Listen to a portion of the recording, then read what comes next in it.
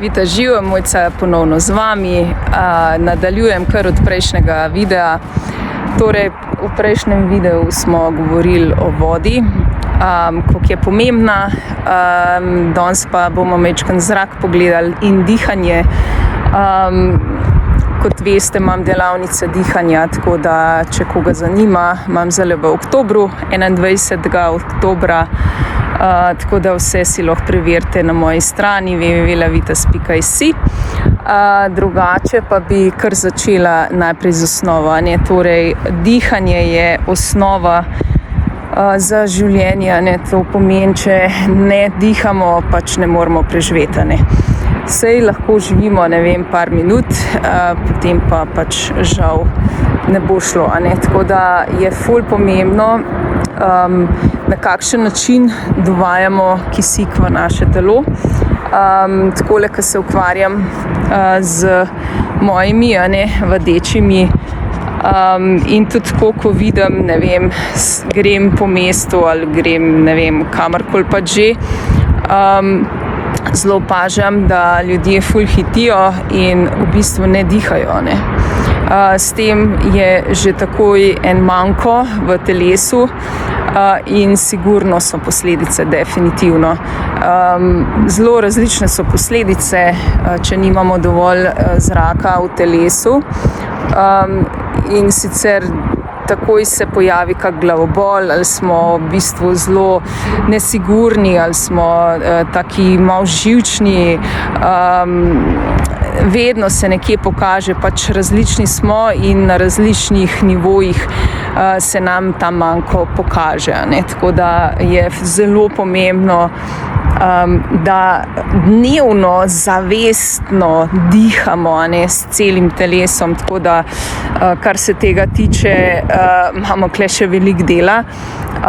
Kaj šele recimo pri gibanju je že tle ful en velik, bom rekla, manko, ker ko se pa gibamo, pa še bolj pozabimo v bistvu na dihanje, ker imamo fokus pri gibanju.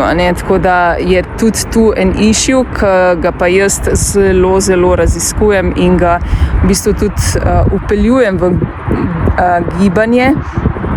Tako da je to še ena stvar, katera v bistvu nas čaka, da jo majčkeno, bom rekla, spremenimo.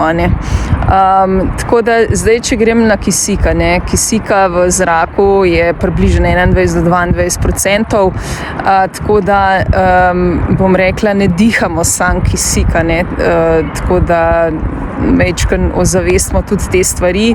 Je še en kupenih primesi, ki se ne bi zdaj spuščala v njih.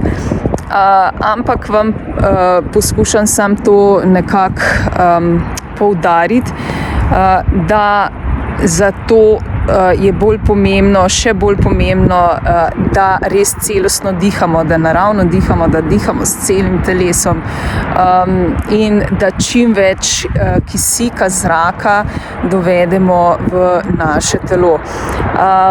In s tem v bistvu pospešujemo vse procese, ki se dogajajo v telesu. Tako kot smo za vodo govorili, je isto za zrak. Dva sta res usporedna in drug brez druga v bistvu ne moreta, bom tako rekla. In je res zelo pomembno, in da dovajamo telesu kisik in pa tudi vodo. Dajte poudarek majčkeno tudi na dihanju. Kako dihate? Najprej morate ozavestiti, na kakšen način dihate. Ali dihate samo tu zgore, ali samo malce v trebuh. Pa je to. Tako da tlele v bistvu manjka pol en part. Tako da jaz sem razdelila dihanje na 3 dele. In na delavnici dihanja jih zelo, zelo, bom rekla, razčlenimo in začutimo, kaj treba najprej te 3 dele začutiti, da jih lahko pol upelješ, bom rekla, v rutinsko dihanje. In je zelo pomembno, da vse 3 dele uporabljamo in jih seveda povežemo tudi v eno celoto. Tako da, kar se tega tiče, je tudi tu kar veliko vaje. In seveda je fajn, da to delamo kar vsak dan. Čim večkrat bomo delali te vaje, hitrejš nam bojo v rutino prišle. Je pa res, da je treba več ali manj skozi zavestno dihati, zato ker smo tako popačali to naše dihanje, da enostavno se moramo skozi opominjati, da res dihaš, da odpreš telo, da čim več zraka povabiš v telo in ga tudi zadržiš v telesu, ne da ga takoj izdihneš, ampak da ga tudi zadržiš in potem daš telesu čas, da ga absorbira, da v bistvu naredi tisto izmenjavo. To pomeni, da tisti sveži zrak vdihneš, da on naredi izmenjavo. To pomeni, da absorbira sveži zrak in ven vrže predihan zrak. Tudi tu je en tak issue, ki ga ful veliko opažam, da enostavno prehiter se dogaja ta dih. Vdih, izdih, vdih, izdih. Ja, kje pa je kakšen čas vmes, da v bistvu mi naredimo te prehode absorpcije in pač kontra. Tako da, kar se tega tiče, je tukaj tudi en manko, ker se mi zdi, da bomo mogli tule še kar velik vaje narediti, da bomo nazaj to pripeljali v eno rutino. Tako da, evo, tole v bistvu mi je bilo najbolj tako pomembno, da vam povem, kar se dihanja tiče, koliko je pomemben kisik za naše telo oziroma pač zrak kot celota, in zelo pomemben je, na kakšen način ga dovajamo telesu, in koliko dolg v bistvu pustimo telesu za ta vmesni del. Torej, vdih zadržiš, da se izmenjava naredi in potem izdih zopet malce zadržiš. Tako da ne greš skozi vdih, izdih, ker potem tisti, bom rekla, sveži luft non-stop ven mečeš, ker pač telo nima časa absorbirati tega svežega zraka. Tako da, kar se tega tiče, je fajn, da majčkeno začnete razmišljati o tem. Tisti, ki bi radi več, lahko pridete na delavnico dihanja, lahko pridete tudi na vadbo, tudi na vadbi jaz blazno gradim dihanje. Tako da povsod, kjer imam, karkoli imam, vedno smo na dihanju.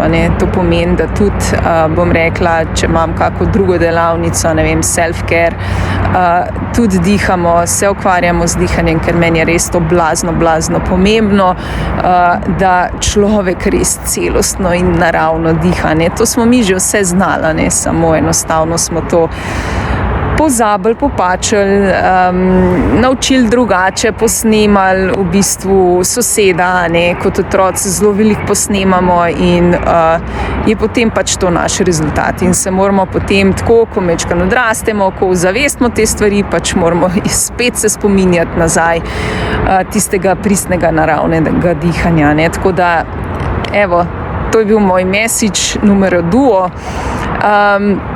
Klikni follow, da zveš še nadaljevanje naprej. Lepo se imejte in dihajte, ozaveščajte dih in s tem se boste tudi sproti umirjali. Tako da želim vse dobro in ta živo.